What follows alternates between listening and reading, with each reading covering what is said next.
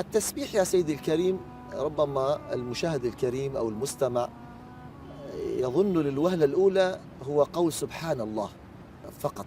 لا، التسبيح منظومة كونية مهم. متكاملة.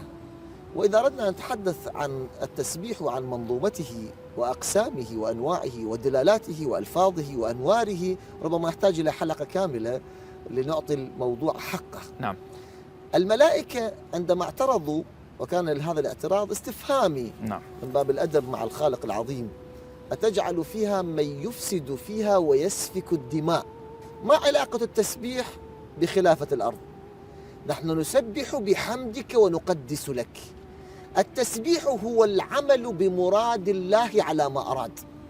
التسبيح هو منظومة كاملة، بمعنى الملائكة تقول نحن لا نعمل خلاف ما تريد، نحن نعمل دائما مطابق لمرادك يا رب، والذي يعمل بمطابقة مرادك يكون من المسبحين، وإذا كان من المسبحين سيكون من المقدسين لأسمائك ومقدسين لذاتك ومقدسين لأسرارك، وبالنتيجة هو سيقوم بخلافتك في الأرض على ما تحب وتريد.